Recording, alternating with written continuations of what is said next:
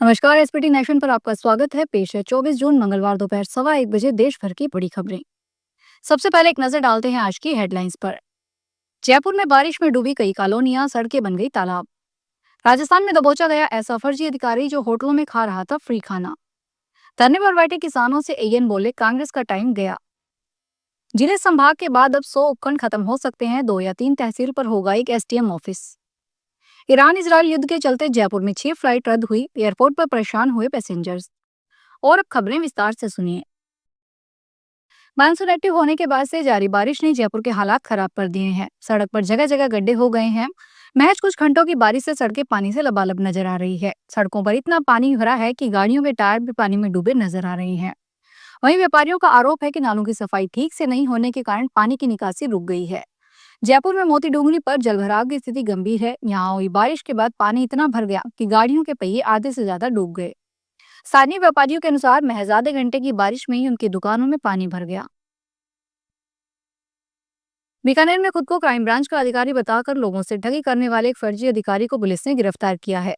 आरोपी अपने पद का झूठा आरोप दिखाकर दुकानों से सामान खरीदता और होटल में मुफ्त में खाना खाकर चला जाता था। इसके अलावा यह व्यक्ति किराए की गाड़ी में भारत सरकार ऑन ड्यूटी का फर्जी टोकन लगाकर शहर में घूमता था। सूचना मिलने पर पुलिस जब मौके पर पहुंची तो देखकर पुलिस भी चौंक गई। इसके बाद पुलिस ने आरोपी को दबोच लिया। मामला बीकानेर के कोट गेट इलाके का है। कोटपुतली बहरौड जिले के बानसूर कस्बे में ट्रांसफार्मर की मांग को लेकर किसान डिस्कॉम कार्यालय का गेट बंद कर उसके सामने धरने पर बैठ गए। बातचीत के दौरान एएन ने कहा कि गेट कैसे बंद कर दिया, वो कांग्रेस का टाइम अब गया।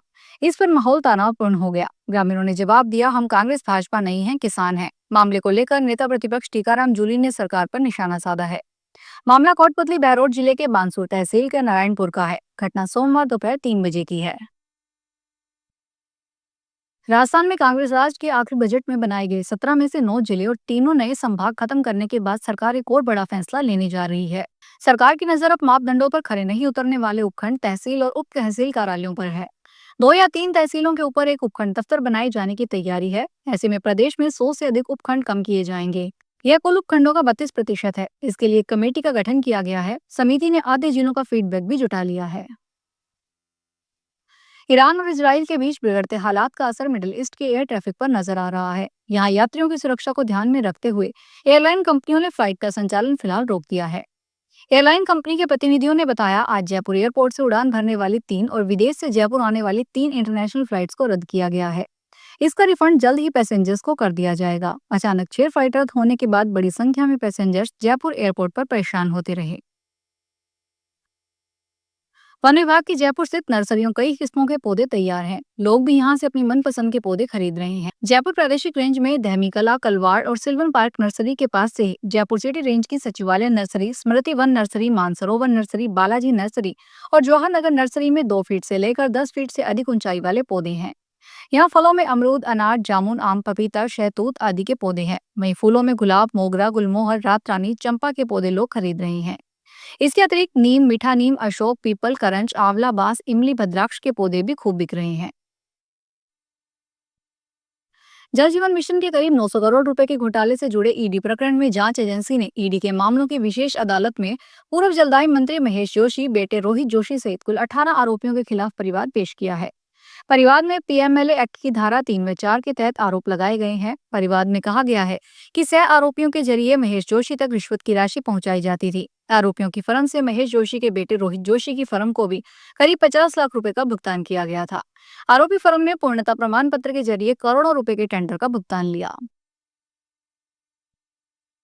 आरएसईबी और बिजली निगमों से रिटायर हुए 55,000 पेंशनर्स का 24,000 करोड़ फंड बिजली निगम दबाए बैठा है। यहाँ पेंशन फंड में 30,000 करोड़ जमा करवाने थे, वहां सिर्फ 6,000 करोड़ की राशि जमा है। ऐसे में आगामी सालों में आरएसईबी और विद्युत निगम कर्मचारियों को पेंशन देना मुश्किल होगा। इस बाकियात का खुलासा राजस्थान विद्युत नियामक आयोग में एक याचिका पर हुई सुनवाई में सामने आया। करीब 25 साल पहले Rajasthan state electricity board Rajasthan की बिजली व्यवस्था संभालता था। उस दरमियान कर्मचारियों की पेंशन के लिए बोर्ड का हिस्सा फंड में जमा रहता था। उत्तर भारत के कई राज्यों में मानसून की एंट्री का बेसब्री से इंतजार किया जा रहा है। बीते कुछ दिनों से राष्ट्रीय राजधानी में उमस से लोग परेशान रहे। वहीं बिहार में कई जिलों में मानसून ने दस्तक दे दी। उत्तर भारत के कई राज्यों में मानसून का इंतजार हो रहा है। इस बीच भारतीय मौसम विभाग ने 24 और 25 जून को हल्की से मध्यम बारिश का येलो अलर्ट जारी किया है। कहा गया है कि मंगलवार को राष्ट्रीय राजधानी में मानसून के आने की संभावना है। जैसलमेर में पुलिस थाना सांकड़ा द्वारा ऑपरेशन खुलासा के तहत सोलर प्लांट से चोरी की घटना का खुलासा कर 3 बदमाशों को गिरफ्तार किया गया। चोरी के मामले में चुराई गई केबल भी पुलिस ने बरामद की। सांकड़ा थाना पुलिस ने पकड़े गए इकबाल खान उर्फ जियो, शरीफ खान और डूंगरदास उर्फ जीतू को कोर्ट में पेश किया। कोर्ट ने तीनों को जेल भेज दिया। सांकड़ा थाना प्रभारी राम सिंह ने बताया, 1 जून को प्रशासनिक अधिकारी रीन्यू पावर प्राइवेट लिमिटेड भिनाजपुरा की सवाई सिंह के पुलिस थाना सांकड़ा में चोरी की शिकायत दर्ज करवाई। भरतपुर की गहनौली थाना पुलिस ने फौज में नौकरी लगवाने के नाम पर ठगी करने वाले 2 आरोपियों को गिरफ्तार किया है। आरोपियों ने एक व्यक्ति को नौकरी लगवाने का झांसा देकर कई बार में 10 लाख रुपए ऐंठ लिए। जब पीड़ित को शक हुआ कि उसके साथ ठगी हुई है, तब पीड़ित ने गहनौली थाने में इसकी शिकायत दर्ज करवाई।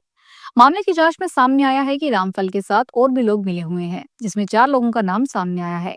पुलिस ने लोकेश और योगेश के नाम के 2 आरोपियों को गिरफ्तार कर लिया। फिलहाल रामफल और उसके एक साथी की तलाश जारी है। जयपुर शहर में स्मार्ट मीटर बिजली उपभोक्ताओं को 440 वोल्ट का झटका दे रहे हैं। जिन उपभोक्ताओं के घरों में स्मार्ट मीटर लगे हैं, उनमें से अधिकांश की पीड़ा में जब से स्मार्ट मीटर लगा है, तब से बिजली का बिल 10 से 15% तक बढ़कर आ रहा है।